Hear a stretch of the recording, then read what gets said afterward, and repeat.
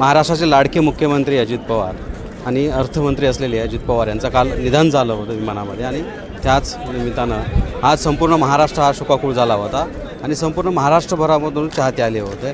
बाबा तुम्ही कुठून आला होता? मी मळद इथून आलेलो आहे आणि आम्हाला ज्यावेळेस घटना घडली अलीकडे सौर जळून घ्या. ज्यावेळेस आम्हाला घटना घडली त्याच वेळेस आम्हाला समजलं की असं असं ॲक्सिडेंट झालेला आहे. पण आम्ही देवाला एवढीच प्रार्थना करत होतो की बाबा दादाला काही इजा होऊ नये, सुखरूप दादा बाहेर पडावे. आणि बारामतीचा वाघ दाण्या वाघ हा आम्हाला सोडून गेलेला आहे, अत्यंत दुःखाचीदायक आहे. सर्व महाराष्ट्रांतर्फे त्यांच्या आत्म्यात शांतीला व्हावी ईश्वरचरणी प्रार्थना करतो आणि दादासारखा नेता हा परत बारामतीला नाही एवढं सांगतो. आपण या महाराष्ट्रामध्ये बघितलं तर अजितदादांचे फार चाहते आहेत, कार्यकर्ते आहेत. त्याचबरोबर दादा हे पक्षापुरते मर्यादित नव्हते, ते इतर पक्षामध्येही इतर लोकांनाही फार मानसन्मान करायचे आणि त्या लाडक्या दादांना आज महाराष्ट्रातल्या लोकांनी. तुम्ही तरुण आहात, तरुण आहात, तुम्ही कुठून आलात? नाही कुठून आलात? कुठून आलात? इथलेच आहे आम्ही बारामती. आज दादांना निरोप दिलाय, काय भावना येतात? काही शब्दात मांडूच नाही शकत असे म्हणजे अजून असं खरं वाटत नाही की दादा आपल्यात नाहीत. असं म्हणजे मन तयारच नाही या गोष्टीला. मन तयारच नाही. फार गंभीर लोक आहेत. तुम्ही कुठून आलात बाबा? कुठून आलात तुम्ही?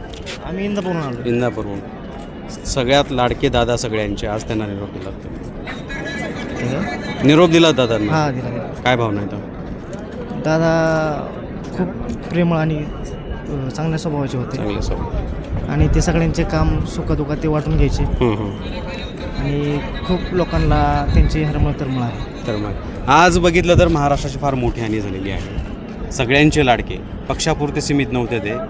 इतर पक्ष असो कुठलेही असो त्यांना तात्काळ ते मदत करायच्या हजर जबाबी होते. आज काय वाटलं दादा आपल्यामध्ये? दादा मैं जाकिर मियाँ जागीरदार नंदुरबार से आया हूँ. नंदुरबार से हमारे को दादा से बहुत मोहब्बत थी. दादा का जैसा महाराष्ट्र के अंदर नेता चले गया, एक महाराष्ट्र सुनसान हो गया.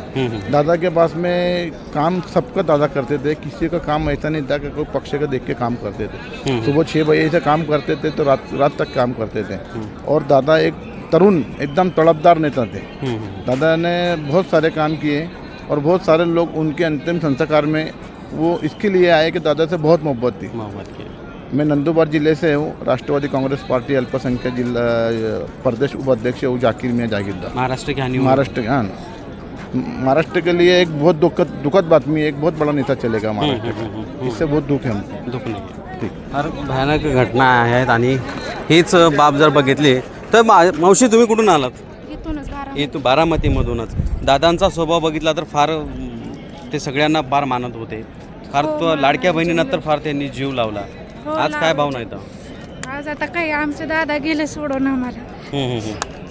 खरं वाटतंय आज तरी? अजून पण नाही वाटत आणि इथून पुढं पण नाही वाटणार, कारण ते प्रत्येक पानात, फुलात, झाडात, प्रत्येक लहान थोर अशी प्रत्येकाच्या तोंडात एकच नाव आहे, दादा दादा दादा. शेवटपर्यंत जोपर्यंत आमचा जीवात जीव आहे तोपर्यंत दादा आमच्यात राहणार. दादा आज आपल्यात नाही आहेत. महाराष्ट्राने त्यांना अखेरचा निरोप दिला आहे. काल जी घटना घडली तेव्हापासून संपूर्ण महाराष्ट्रावर शोककळा पसरली.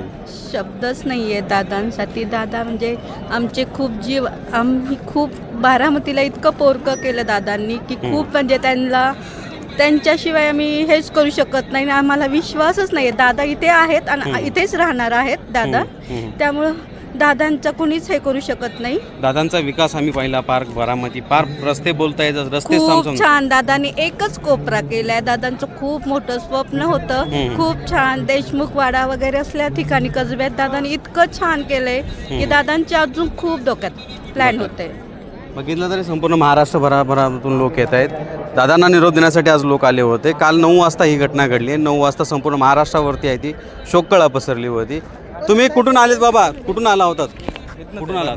बारामतीच. काय आज फार मोठी महाराष्ट्राची हानी झालीच ना. काय भावना काय दादा गेले तेव्हापासून सगळे मोठा धक्का बसलाय आम्हाला. खरं आज तरी वाटतंय दादा आपल्यात नाही? नाही वाटत. नाही वाटत. असं वाटतं कुठून तरी येतील दादा. येतील ना निशब्द आहेत त्यांच्यासाठी. शब्द आहे. बारामतीमध्ये फार मोठा विकास केला त्यांनी. बारामतीत नाही, बाहेर पण बाहेर विकास पण केला. महाराष्ट्रामध्ये पण त्यांचं नाव आहे. एक पक्षापुरते मर्यादित नव्हते ते. नाही, सगळ्यांसाठीच एक होते. कार्यकर्ते म्हणलं तर त्यांना एक मिश्किल स्वभावामध्ये ते लगेच उत्तर द्यायचे त्यांना, आणि मिश्किल स्वभावामध्ये कुठलं एखादं प्रकरण असेल तर ते समजावून सांगायचे, असं नाही बाबा असं आहे. दादांचा स्पष्ट उच्चार असा, जर एखादं काम होणार असेल तर दादा होय म्हणायचे, नाही तर नाही म्हणून सांगायचं. नाही म्हणून सांगायचं. आठवण राहिलं. तुम्ही कुठून आलात मावशी? कुठून आलात तुम्ही? गाव सांगा. गाव मी पुण्याहून आलेली आहे. पुण्याहून आले. हो. काय सांगाल दादाबद्दल? हा, ते दादा म्हणजे खूप छान होते. त्यांचे आमचे पहिल्यापासून चांगले संबंध इथं. हो, अगदी छान दादांचा स्वभाव होता. आता ते आप्पा भामने पुण्याचे वारले ना, त्यावेळेस दादा आलते. त्यावेळेस पण मी त्यांना भेटले होते. हो, फार लाडके होते सगळ्यांचे. खूप लाडके होते. त्यांच्या जाण्याने खूप आपल्या देशाला खूप म्हणजे हानी झालेली आहे सध्या. हो, खूप झालेली आहे. असा नेता होणे नाही, आणि त्या पद्धतीचं जर महाराष्ट्रातली फार मोठी हानी झाली अशी एकंदरीत लोकांची भावना आहे. महाराष्ट्रामध्ये बघितलं तर सध्याचं जे चित्र आहे आणि ज्या पद्धतीनं महाराष्ट्र आज पोरका होत चालला आहे, स्वर्गीय विलासराव देशमुख असतील, स्वर्गीय गोपीनाथराव मुंडे असतील, आर आबा असतील, त्यानंतर आता अजित पवारांचं अशा पद्धतीनं दुःखद निधन होणं फार मोठी महाराष्ट्राची हानी आहे.